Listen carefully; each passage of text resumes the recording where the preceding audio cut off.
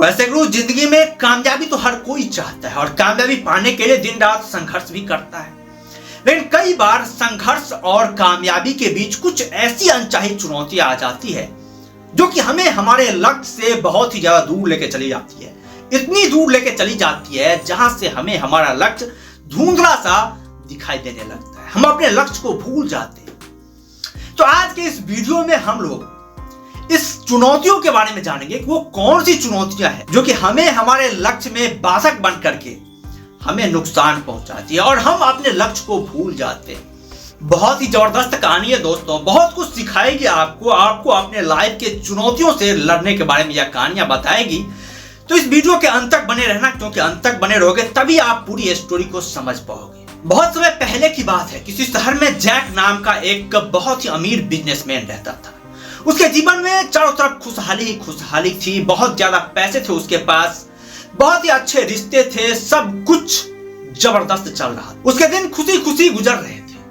लेकिन कहते हैं ना, जिंदगी एक ऐसा झरना है जो सुख और दुख के दोनों तीरों से टकराते हुए आगे बढ़ती है।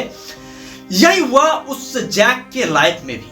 जैक के लाइफ में भी अचानक कुछ ऐसी परिस्थितियां बनी कि उसके बिजनेस में बहुत ही जबरदस्त नुकसान हुआ। एक समय जो उसका बिजनेस, उसकी कामयाबी अर्श पर चल रही थी, वो अचानक से फर्श पे आ गई। जैक दर दर भटकने लगा, दर दर की ठोकरें खाने लगा। उसे कहीं से भी कोई मदद नहीं मिली, क्योंकि कहते हैं कि जब आपके दिन अच्छे होते हैं तब सभी आपके साथ रहते हैं। जैसे ही आपके दिन खराब चलने लगते हैं, हर कोई आपसे दूरी बनाना चाहता है। कल तक जो दोस्त जैक के साथ रहते थे, जैक के एक इशारे पर उनके 50 दोस्त उनके लिए काम करने को तैयार रहते थे, वो सभी दोस्त उनसे दूरियां बना ली थी।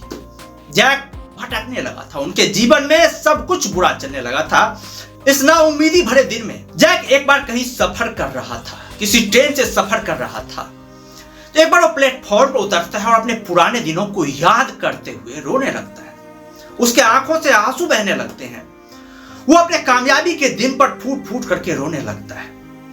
उसके इस हालात को देखते हुए उस प्लेटफॉर्म पर एक वृद्ध व्यक्ति आता है और जैक के कंधे पर हाथ रखते हुए बोलता है कि बेटा, तुम्हारे को समस्या क्या हो रही है, हमें बताओगे? पहली बार तो जैक ने उसे दरकिनार कर दिया, कुछ नहीं उनसे कहा। लेकिन फिर दोबारा पूछने पर जैक ने अपने लाइफ में घटी हुई सारी घटनाओं के बारे में उस वृद्ध व्यक्ति को बताया। उनके लाइफ में जो जो घटनाएं घटी थी, जो जो उनके लाइफ में बिजनेस में जैसे जैसे नुकसान हुआ था, जिस तरह से उसे कामयाबी से नाकामयाबियां मिली थी, सारी कहानियां उसने उस वृद्ध व्यक्ति को सुना दिया।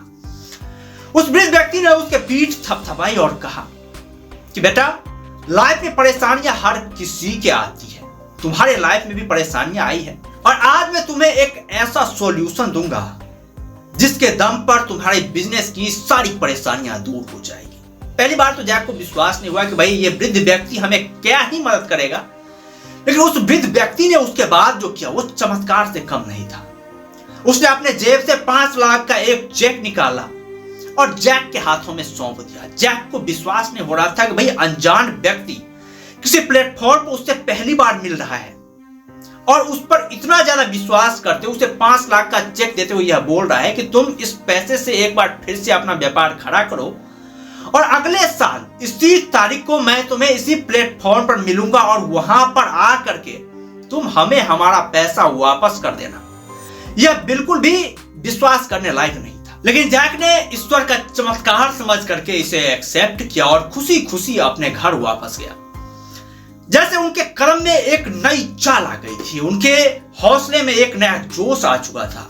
जैक जब अपने घर पहुंचा, उस पैसे को कोने में रख करके एक बार बहुत ही गहन ध्यान ला करके सोचा।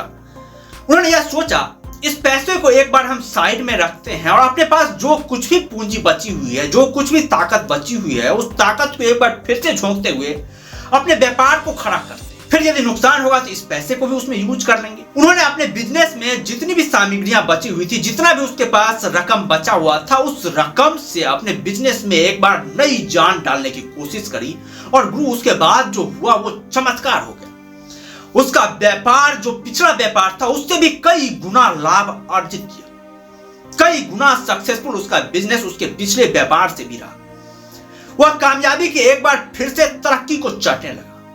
जब वो कामयाबी की तरक्की चढ़ गया तो वो उस वृद्ध व्यक्ति को याद किया जो कि उसे उसके बुरे समय में मदद करी थी।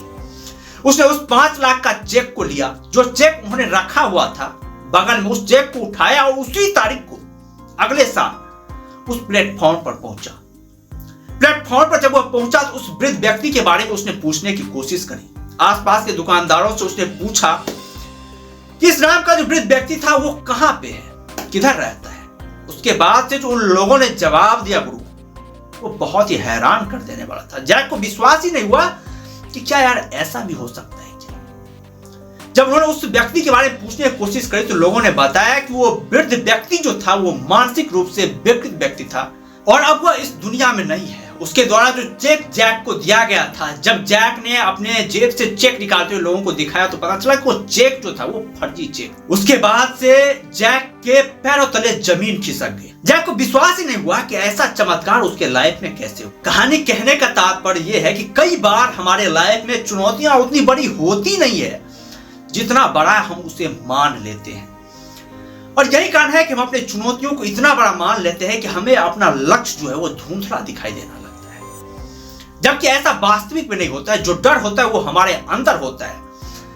यदि जैक बिना चेक लिए हुए जब उसके बिजनेस में लॉस हुआ था उस तरह से कोशिश करता जैसा कोशिश उन्होंने चेक मिलने के बाद में क्या था, तो शायद उसे इस तरह की दर-दर की ठोकरें नहीं खानी पड़ती, उसे इस तरह का नुकसान नहीं झेलना पड़ता।